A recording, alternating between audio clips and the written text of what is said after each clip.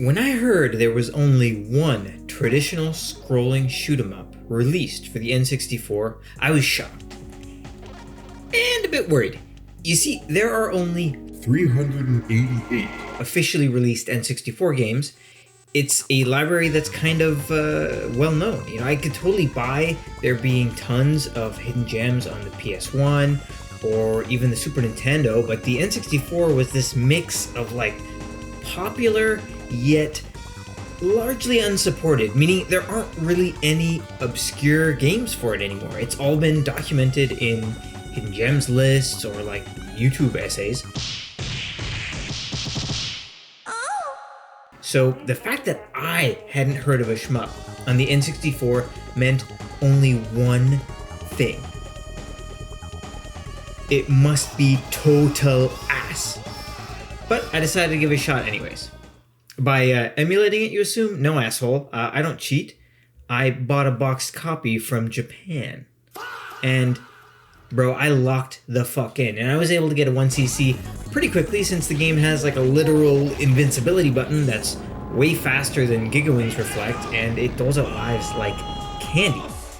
Normally, a game this easy would bore me because I'm a big man and a hardcore gamer who doesn't need to play stupid baby games that hold your hand, thank you very much. But, you see, Vanishing Earth it's a console game. And because of that, it's easier than even the easiest arcade shmups. And I was worried that it would end up like the Game Boy Gradius games or compile games that, you know, are fun enough to play through once, but they really don't hold my attention much after due to just how little challenge they tend to offer. But Vanishing Earth is built different. Now, not only did I keep playing after I cleared it, I did multiple additional runs, and I even played around with scoring and upping the difficulty. And then I learned about the actual arcade version, and I plan to play that once my Super Station arrives. Which, let's be honest, that's going to be a very long time. So, why did Vanishing Earth hold my attention where other easy shmups have failed to? And why do I think it's worth rethinking how we, being hardcore shmup fans, approach difficulty in shooters? Watch this video you're already watching to find out. But first, a little bit of history. 君はキャラバンしたかい？表16面、裏16面に広がる壮大なスペースウォーズ、超過激シューティングゲーム、スターソルジャー。Star Soldier Vanishing Earth is actually the 6th game in a series that began back in 1986. The original Star Soldier game was developed as a response to Tecmo's Star Force, released in 1984. Now, the Star Soldier games are notable for including what are known as caravan modes in their home ports, and Hudson is famous for creating the shooting caravan competitions where kids from across Japan would compete in quick 2 or 5 minute STG scoring competitions. Damn, we used to be a society. Why did we stop doing this? Why don't we still have... Star Soldier got a true sequel, or I guess a prequel technically, in 1990's Super Star Soldier for the PC Engine, aka the TurboGrafx 16. And you know, like putting Super in the name, it kind of makes it sound like a Super NES game, right? Like that sounds like a Super Nintendo version of Star Soldier. Super. You know, honestly, the TurboGrafx kind of fucked up by not marking their games as Turbo. Like, they should have called this Turbo Star Soldier. They should have called it Turbo Adventure Island. I mean, even Sega did this shit with, like, the Mega prefix in Europe and Japan. I really should have been on the TurboGrafx marketing team in North America in 1989 before I was fucking born. Anyways, this sequel would leave development duties to Kaneko instead of internal Hudson developers. 1991's Final Soldier would be developed by Now Productions, but 1992's Soldier Blade would come back home to Hudson Soft for development and publishing duties. With a small team and a really small timeline, a talented team of developers managed to pull off a game in time for the annual Caravan competition of 1992.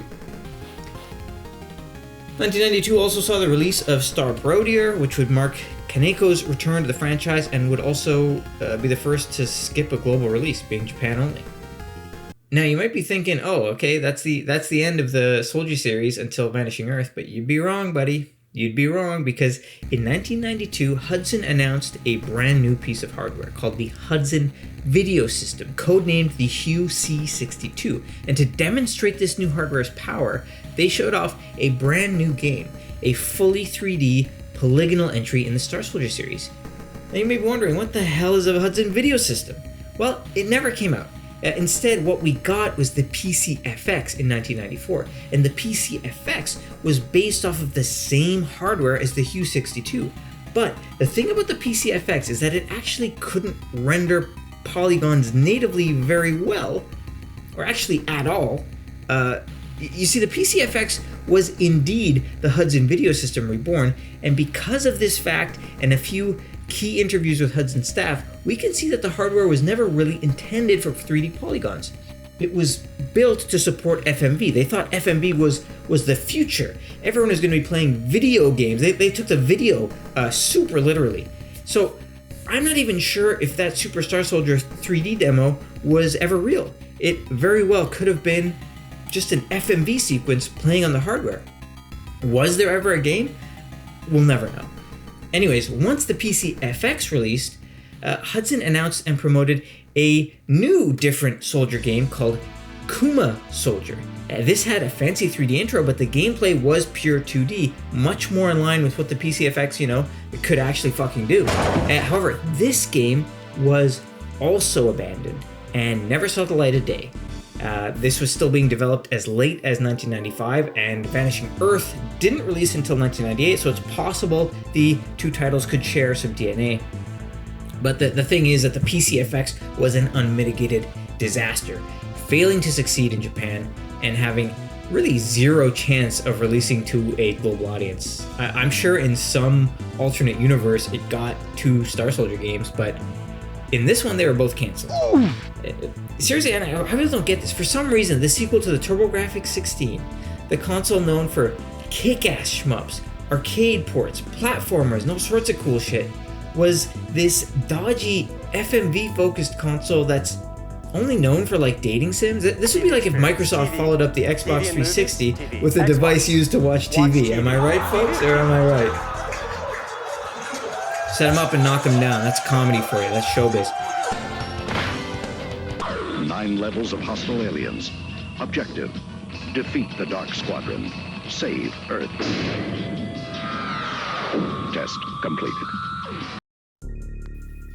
Hudson needed to rethink things if the series was to continue. Despite the PC Engine receiving 4 Soldier games in the span of 3 years, there would be a 6-year wait for the next title in the series, Vanishing Earth.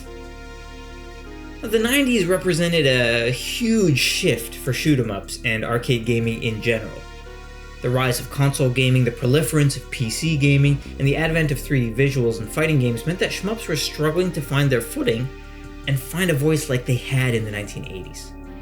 Series that once dominated gaming spaces were struggling to transition to home consoles and 3D graphics, especially in the face of sprawling cinematic RPGs and platformers in the home and complex, graphically expensive fighting and racing games in the arcades.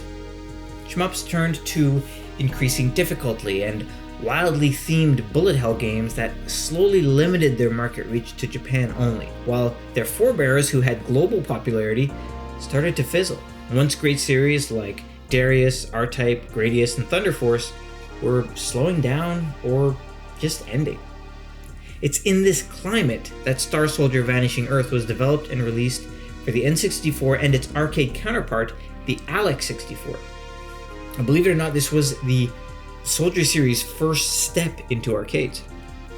Now, while there isn't much information on the development of this title, I would like to share a message from Toshiyuki Takahashi printed in the game's manual.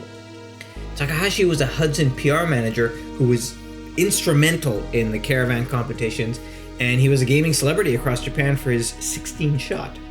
He could manually shoot 16 times per second.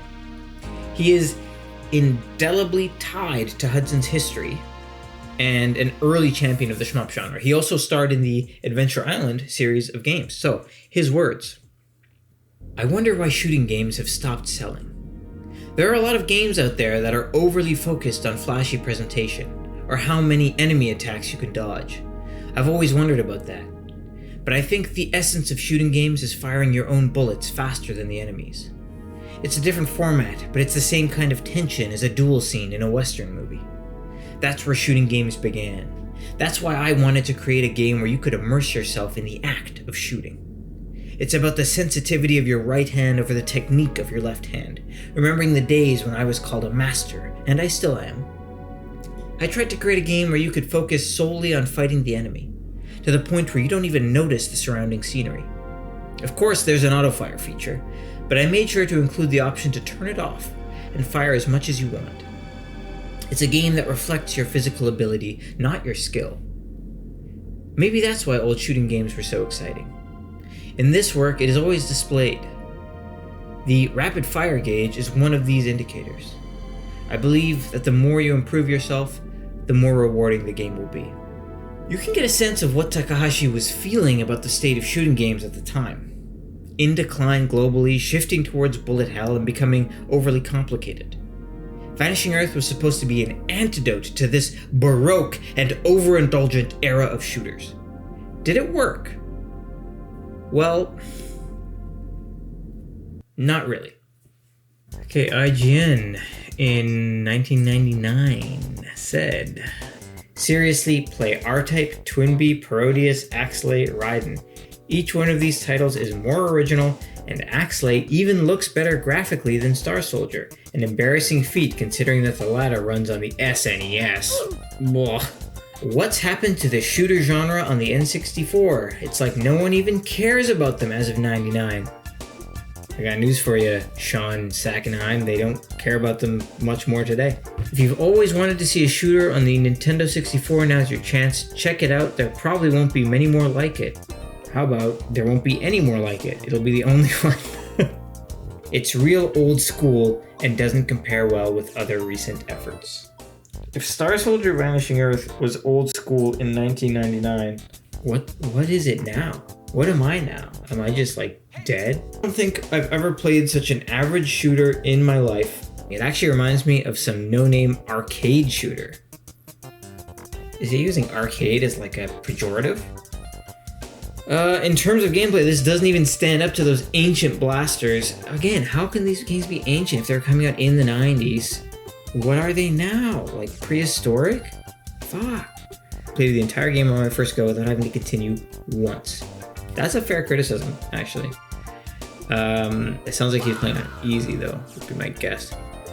I used to enjoy playing 2D shoot 'em ups, but times have changed for the better, and Star Soldier doesn't stand a chance against the modern 3D masterpiece. There. I think that is so emblematic of the attitude of the time, where, you know, because 3D was becoming so popular, there was some people who fully thought, oh, 3D is just better than 2D, right? I mean, that persisted for so long. There's no way it could be good because we've got Star Fox 64.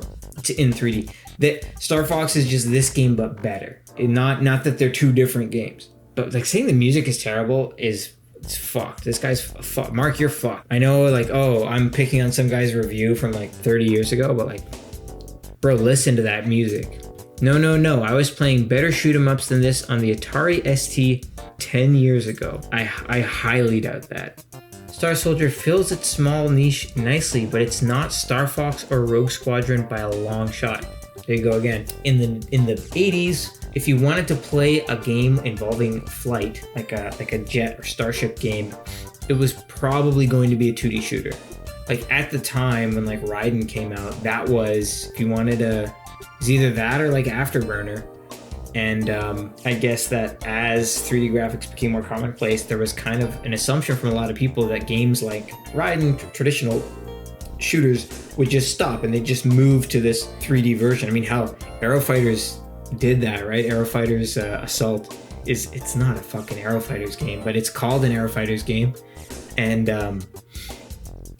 yeah, that turned out to be not the case, right?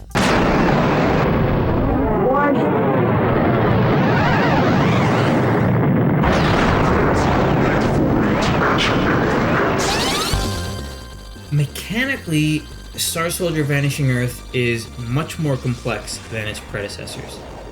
You can select from 3 ships: the F-98 Vendom, a successor to the F-92 Final Soldier, the F-98 Lathrus, or the F-98 Wisteria. Each ship has its regular shot, which can be upgraded by collecting power-up icons. Collect 3 power-ups, and the 4th will bump you up 1 shot level. There are 3 total shot levels, and if you lose a ship, you're sent down 1 shot level. Now, once you're maxed out, each power-up grants you an additional 10,000 points. You can also collect bombs called X-Arms, but you can spend them in 2 different ways, and I think this is really, really cool. So one way is a defensive, straightforward smart bomb, covers, I believe it's the whole screen, makes you invincible, all that good stuff, deletes bullets. The other is an offensive, concentrated form of firepower, like a laser or a barrage of missiles, and you can hold a maximum of these 3 X-Arms. And this is one of the more interesting elements of the game, because you can choose between focusing purely on firepower or on, kind of panic bombing or defensive play. And there's actually the final boss of the game requires you to understand this, because if you only bomb reactively or safely, you actually can't kill it in time and you'll get a banned ending. So that's really interesting. The stages themselves are pretty straightforward, but they do have branching paths. By completing little kind of secret tricks, you can experience these extra stages, and that's also great for scoring. The most unique mechanic, however, is rolling, either by manually moving left and right, or just by clicking a button. That's what I went with. You can spin, which reflects bullets, and it makes you briefly invulnerable. And those bullets you reflect, they deal back damage. It's it's like a really quick, kind of janky giggling. The game also has a chaining system, kind of like Dodonpachi, but it's a bit more freeform. And once a chain is completed, it immediately cashes out a big, juicy bonus. End of stage bonuses are also huge. They're rewarding you for time spent rolling, attack bonus, max chain bonus, boss max chain bonus, and the number of players, as in lives, and X-Arms remaining. And this incentivizes players to actually finish stages with bombs in stock in order to keep scores high. And it is very often worth keeping that bomb held instead of spent, due to how many extends the game doles out. So I know it sounds like, oh, this idiot YouTuber is talking about scoring mechanics in a game that I probably don't even care about. Well, there's a reason for this, all right? And the reason is that every 6 million points, you get an extend, right? You get another player to a maximum of 9. And you're going to be hitting that maximum, I can almost guarantee it. The extends are given so liberally that stocking and managing lives and bombs just kind of naturally becomes part of at least the survival gameplay loop. And this is what's really interesting about the game, because all of these scoring systems, even low tier players are going to start paying attention to, because it just allows them to survive. I mean, even choosing to end a chain to cash out and get an extend becomes part of the basic gameplay for survival. So really low skill players, people who haven't even played shmups, are encouraged to score chase early on, because it's just that lucrative. It's also cool because in a game like this, you really don't have to worry about early deaths, because if you play your cards right and if you end a boss fight with as many bombs as you can, you're going to get a huge score bonus and a few extra lives guaranteed. It's very likely, even if you die early, that at some point in your run, you're going to hit that 9-player cap and you're going to be scoring above it. You know what I mean? You're going to be getting more points and it'll just stop giving you extends because you're going to have so many. And that, in my mind, is the brilliance of this game. You know, how approachable it is. Going for the clear in this game isn't hard for a seasoned shmup player. No, but even the uninitiated can sink their teeth into these very simple mechanics. The decision to use your X-Arms defensively or offensively, or play risky and don't use them at all, is an interesting decision for entry-level players to make. Hold your bombs for that big end of stage bonus, but if you get hit, you're going to lose your bombs and you're going to lose that life bonus too. It offers a clear and very concise guide on how to reach higher levels of play, where you absolutely need to finish each stage with as many lives and bombs as possible. So, for me, as a hardcore gamer, that's what kept me engrossed. It's got a solid gameplay loop and addictive score chasing mechanics. So even once I figured out how to survive the game, how to survive using scoring to get lives, I was then really interested in actually score playing this game. And once you get through it, which is pretty easy, those scoring mechanics are still there and they're still fun and interesting. But that's not all. The visuals in the game are pretty kick-ass, in my opinion. They are kind of reminiscent of like Raystorm, but at like a much lower, shittier frame rate because good old N64. And while nothing amazing, they're well designed, and it's just novel to me to see that grimy N64 aesthetic in a vertical scrolling shooter. The mech and chip design is also nice. It's very chunky, it's very 90s. But the music, folks, the music might be some of the best on the entire Nintendo 64. Ichiro Shimakura is the composer, and this is undoubtedly his finest work. If you don't want to play the game, fine. I can't make you play the game, but listen to the soundtrack. Just go listen to it on YouTube, wherever. KH Insider. Shout out to KH Insider. Love you. Alright, listen to this shit.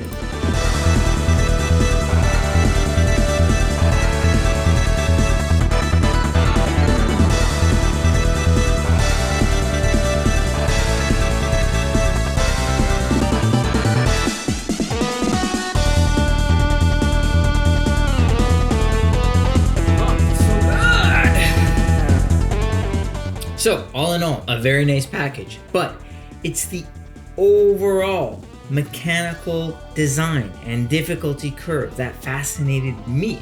Despite being so easy, I kept playing and trying for higher scores. I find the shooting games that I've spent the most time with don't have the most demanding 1cc conditions, but they do offer a clear and manageable path to higher levels of play. Getting the clear in this game, absolutely not hard. High score chasing is a whole different beast. Mastering each stage, balancing bomb use and life preservation, and of course keeping up a high chain can keep someone playing for hours and hours and hours. And that's not counting the higher difficulty mode with revenge bullets. That feels like it's actually testing the reflectability. There's a lot of game to love here. And it seems that the arcade version kind of has a mix of the difficulty of Master Mode, but without the revenge bullets, which is something I look forward to trying myself.